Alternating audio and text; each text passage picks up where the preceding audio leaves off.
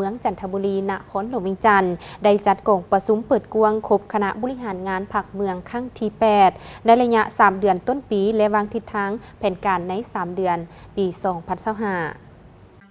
กองประชุมดังกล่าวได้จัดขึ้นในวันที่ 3 เมษายน 2025 ที่สโมสรเมืองดังกล่าวโดยการเป็นประธานของทานแก้วประเสริฐไซปัญญาเลขาคณะบริหารงานผักเมืองจันทบุรีเข้าร่วมโดยทานดวงตาสุริวงศ์เจ้าเมืองจันทบุรีพร้อมด้วยภาคส่วนที่เกี่ยวข้องเข้าร่วม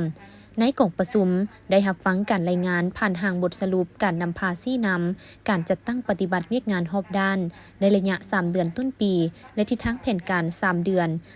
4-5-6 ปี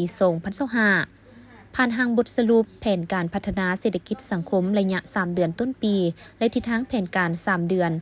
4-5-6 ปี 2025ผ่านทางข้อตกลงว่าด้วยการจัดตั้งปฏิบัติแผนพัฒนาเศรษฐกิจสังคมระยะ 5 ปี 2025-2029 ของเมืองจันทบุรีผ่านทางแผนพันขยายเนื้อในมติกองประชุมใหญ่ครั้งที่ 8 ขององค์คณะพรรคเมืองจันทบุรีรายงานเกี่ยวกับเวียกงานจัดตั้งกำลังป้องกันความสงบลงก่อสร้างหาดทานการเมืองทั่วเมืองผ่านทางมติกองประชุมเปิดกวงคณะบริหารงานพรรคเมืองสมัยที่ 8 ครั้งที่ 2ซึ่งในปี 2025เมืองจันทบุรีสามารถเก็บรายรับเข้างบประมาณได้ทั้งหมด 158.53 ตื้อกีบในระยะเวลา 3 เดือนเก็บได้ 43 ตื้อกว่ากีบเท่ากับ 27.32 ส่วนห้อยของแผนการปีเทียบใส่ระยะเดียวกันของปีที่ผ่านมาเพิ่มขึ้น 10 ตื้อกว่ากีบเท่ากับ 37.90 ส่วนห้อย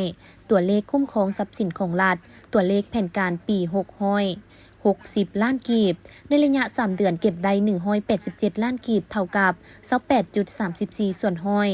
ของแผนการปีเทียบใส่ระยะเดียวกันของปีที่ผ่านมาเพิ่มขึ้น 17 ล้านกว่ากีบเท่ากับ 12.63 ส่วนห้อยต่อหน้าสภาพการดังกล่าวเมืองจันทบุรีแม้นมีเสถียรภาพทางด้านการเมืองสังคมมีความสงบและเป็นระเบียบเรียบร้อยโดยพื้นฐานประชาชนและสังคมมีความสามัคคีปรองดองถึงแนวใดก็ตามด้วยการชี้นำของคณะบริหารงานพรรคเมืองที่แท้ถึงตัวจริงจึงเฮ็ดให้การจัดตั้งปฏิบัติแผนพัฒนาเศรษฐกิจสังคมของเมืองจันทบุรีระยะ 3 เดือนและคาดหมายของปี 2025สามารถดำเนินได้ในระดับที่พอดีสมควรซึ่งมีบางตัวซี่บอกของแต่ละเป้าหมายที่ปฏิบัติไปตามแผนการที่วางไว้